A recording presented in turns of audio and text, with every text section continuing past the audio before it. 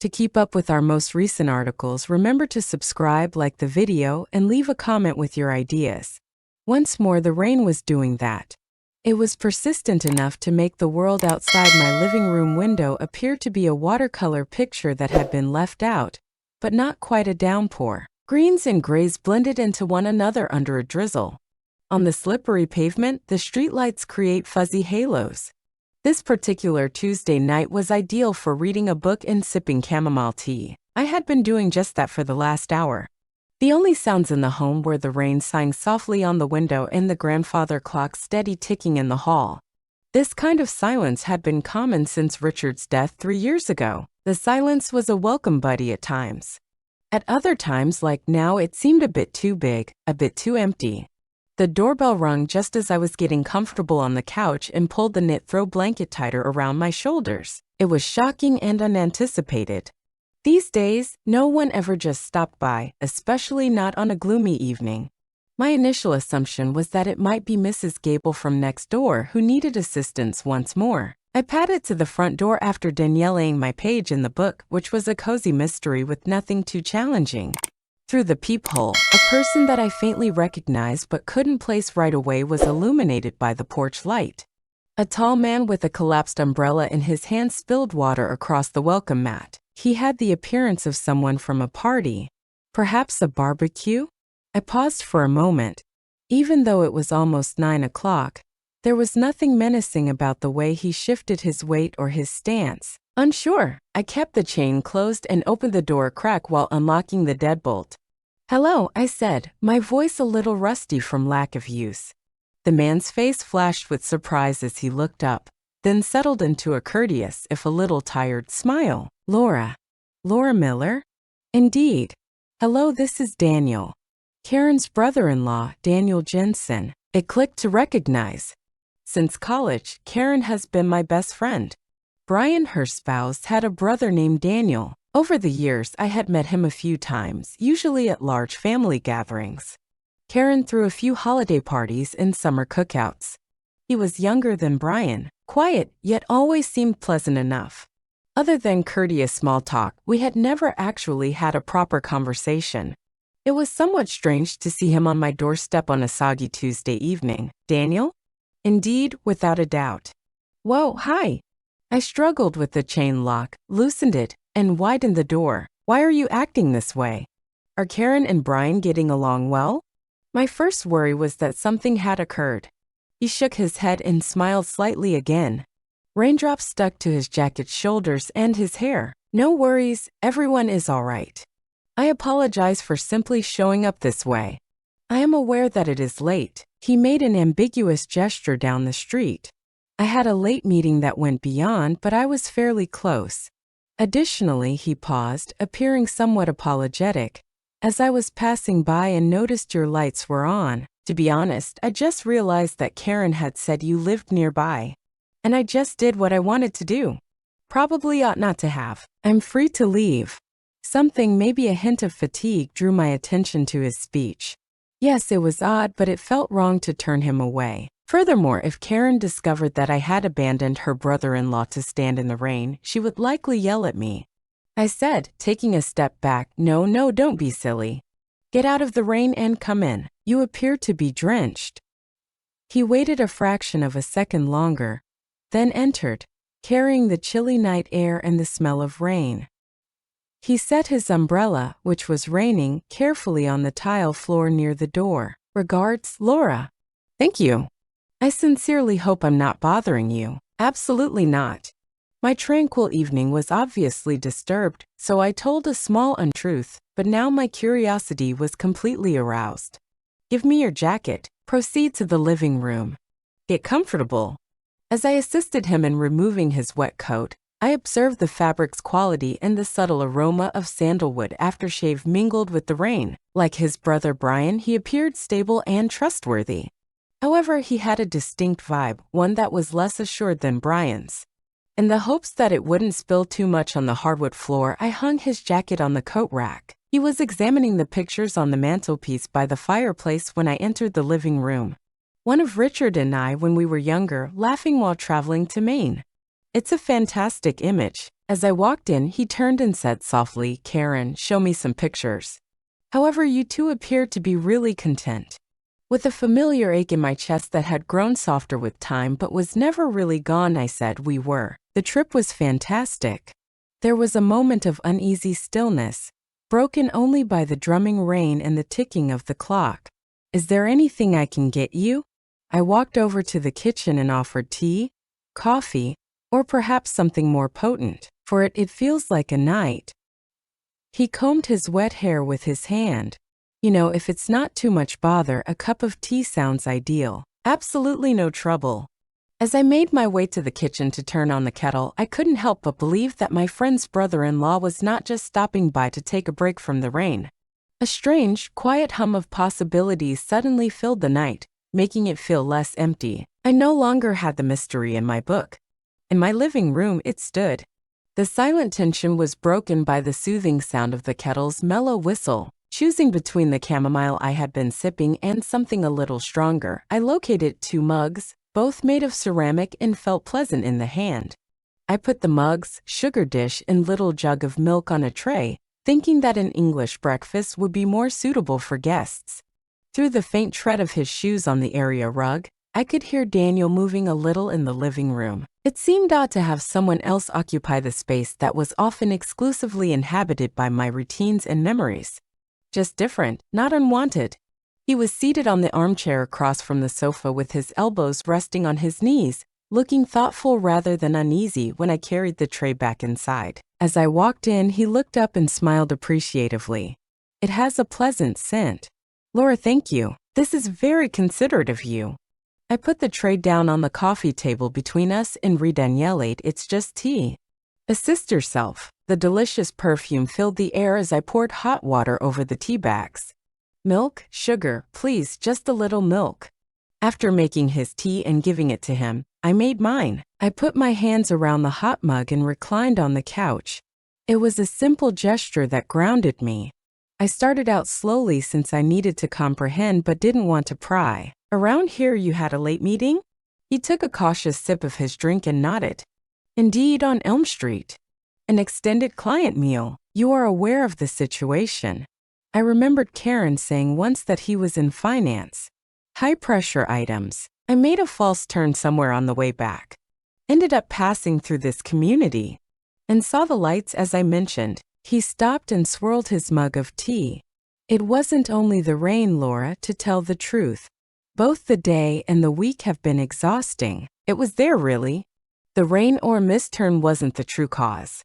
Something heavier was involved. I waited, allowing the silence to settle between us for a while without pressing. A soft rhythm was created by the rain tapping on the windows. In a light-hearted tone, I finally ventured, "Anything you want to talk about?" Saying things aloud can be helpful at times.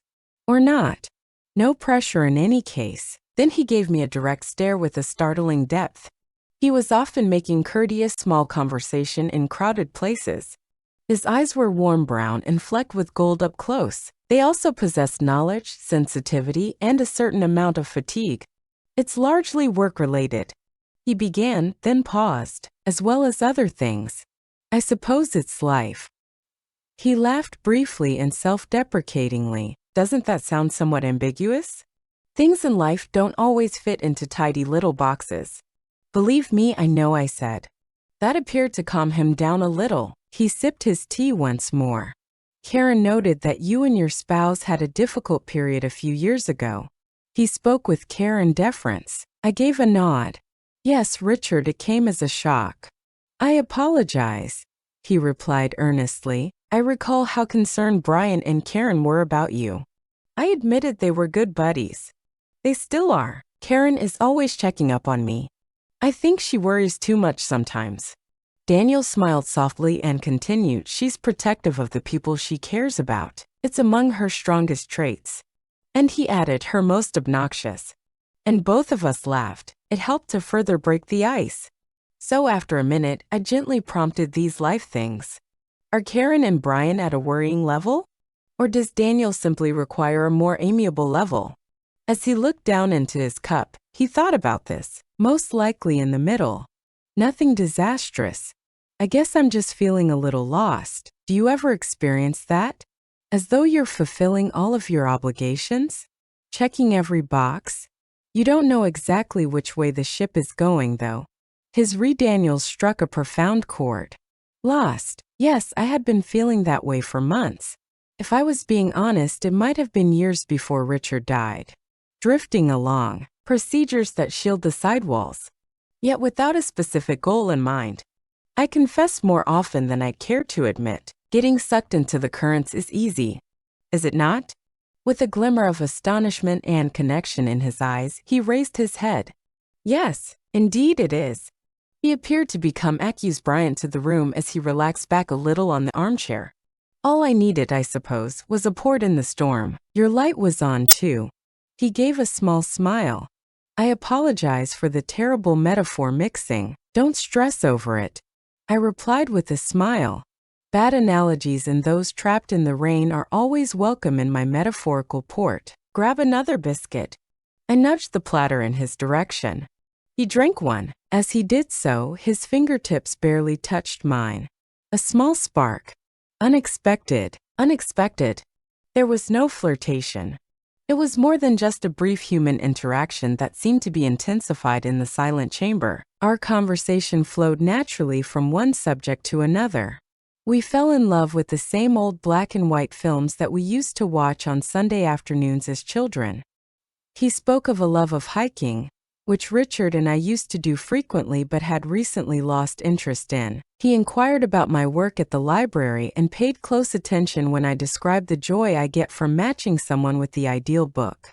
It was a talk that flowed, but it wasn't revolutionary. I wouldn't have expected the ease that existed between us. A silent camaraderie had taken the place of the early uneasiness. The rain kept up its gentle drumming, which served as the unplanned meeting's continuous music. Our chat was briefly interrupted by the resounding chimes of the grandfather clock in the hall as it struck 10. Daniel looked from me to the music and back again. Whoa, is it already that late? I should probably consider leaving. You've been with me long enough. Don't worry about the time, Daniel, really. I meant what I said. The idea of the home going silent once more didn't seem as tempting as it had an hour before. I'm not going anywhere with my book. Unless you need to get back, of course, I said after pausing. Swirling the remaining tea in his mug, he paused. No, not at all. An empty flat is all that's waiting for me. He spoke softly, but I could sense a hint of something beneath it, the reverberation of isolation. He had no spouse. Karen told me that much. I believed she had stated that he had never been career-focused. Another victim of the sense of adriftness? Gently, I inquired. His smile was wry, that kind of thing. One day you glance around and see that the ladder was leaning against the wrong wall after building a life, working hard, and climbing the ladder.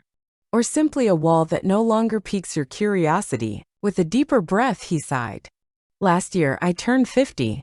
You know, it forces you to take stock. I was certain, even before Richard's passing brought things into greater focus, 48 had seemed like a turning point for me as well. The feeling of time passing more quickly and the question of whether the course you were taking was what you really desired. I knew it was more than 50, but that was just a number I supplied. However, it's true that reaching milestones tends to cause us to reflect, sometimes in an uncomfortable way. The word for it is uncomfortably. He concurred. He glanced around the room once again, his eyes resting on the bookcases filled with volumes, the cozy mess of a life well spent. Laura, you've settled in rather nicely. It has a cozy, grounded sense, I said. Thank you. With a feeling of warmth that was unrelated to the tea spreading through my chest. It took a while, particularly when I stopped talking without having to finish the phrase. It must have been really tough, he whispered softly, looking back into my eyes. It was a straightforward, sympathetic comprehension, not sympathy. And that was really uncommon, I discovered. Many times, people were at a loss for words and either avoided the subject entirely or fumbled with condolences. He was straightforward and very sympathetic, which was oddly reassuring.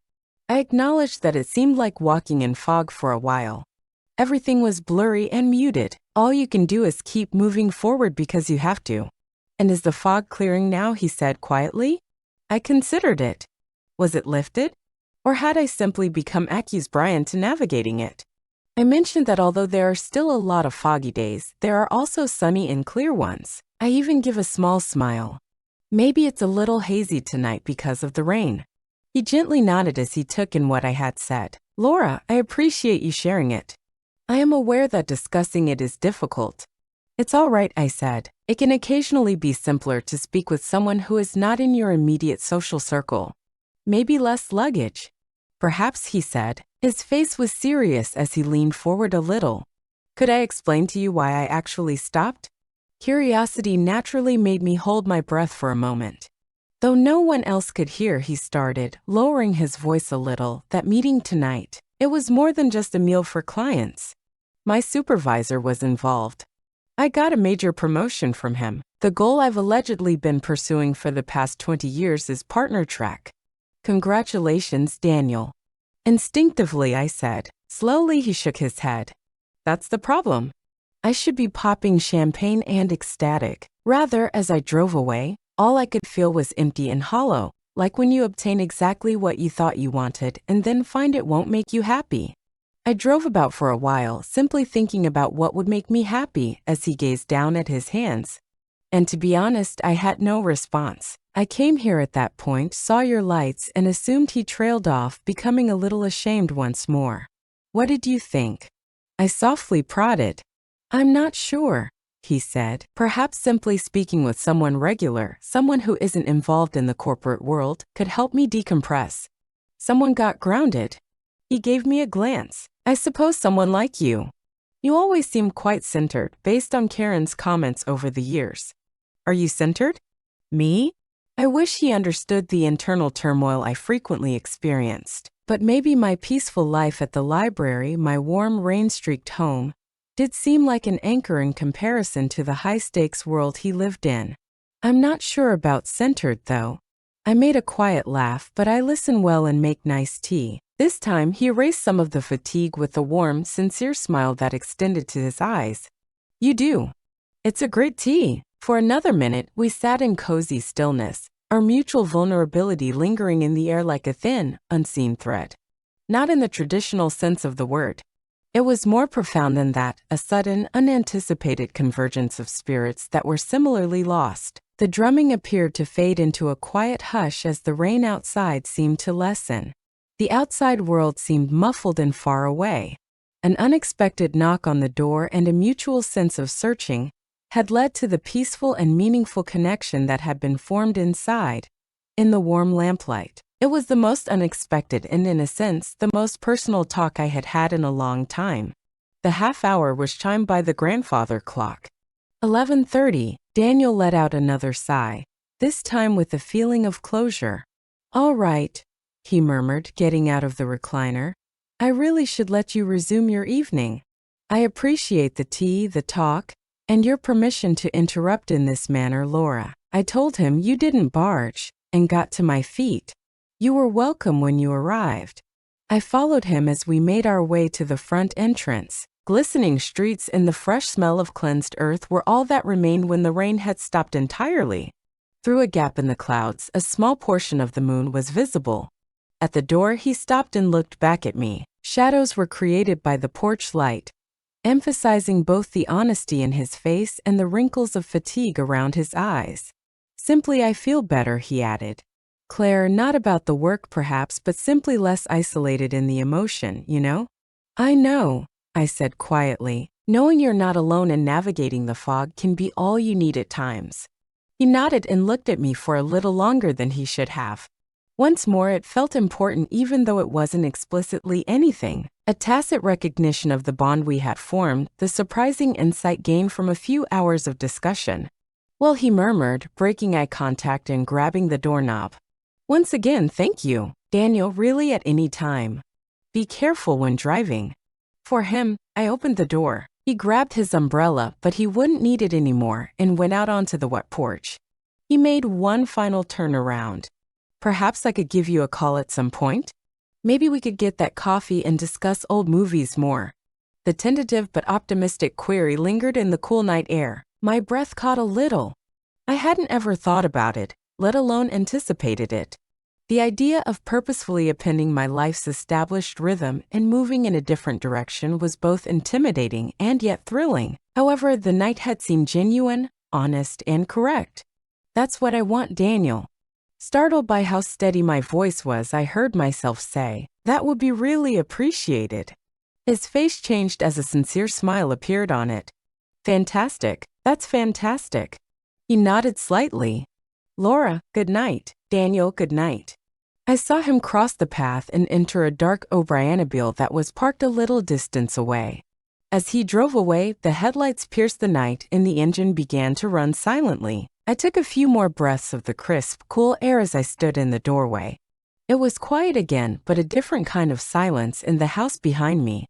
Not vacant, but reflective, full of the warmth of an unexpected connection and the echo of ideas in common. I shut the door and rested against it for a while, taking in the chaos of the previous few hours. A man I hardly knew, my friend's brother-in-law, had suddenly appeared, seeking shelter from a more serious internal storm as well as the rain. And in some way, by opening up about our weaknesses and our uncertainties about the course of life, we had discovered a really enlightening and supportive moment. As a stunning headline might imply, nothing noteworthy had occurred. There were only two individuals sharing a moment of comfort and understanding on a typical wet night. No startling disclosures, no extravagant displays, just dialogue and honesty. Returning to the living room, I picked up the plate with the last biscuit and the cooled mugs. On the sofa cushion, my abandoned book was lying, looking less inviting. My own ideas were more persuasive. I hadn't abruptly changed my life's direction or resolved Daniel's employment conundrum. However, something had changed. It no longer felt as alienating to be lost while still present. It felt normal and human to know that someone else, like Daniel, who seemed accomplished and well put together, had experienced it. With the moon now brighter between the strewn clouds, I went to the window and gazed out at the street that had been washed by the rain. Somehow the world appeared more fresh and clear. Perhaps there are other ways to realize oneself besides a thunderclap, I reason. There are times when it comes subtly, like a rainy night knock on the door. Sometimes you can find it in the simple act of sharing, listening, and seeing a glimpse of your own soul in the eyes of an unexpected guest. It had nothing to do with romance or solving each other's issues. It was about connection, pure, basic human connection, and the silent understanding that, despite feeling lost at sea, you're never really alone. A tiny, hopeful light, similar to the porch light I had left on, unconsciously signifying a safe harbor, lingered in the air, hinting at the potential of coffee and another talk. I also experienced a mild sensation of eagerness for what the following time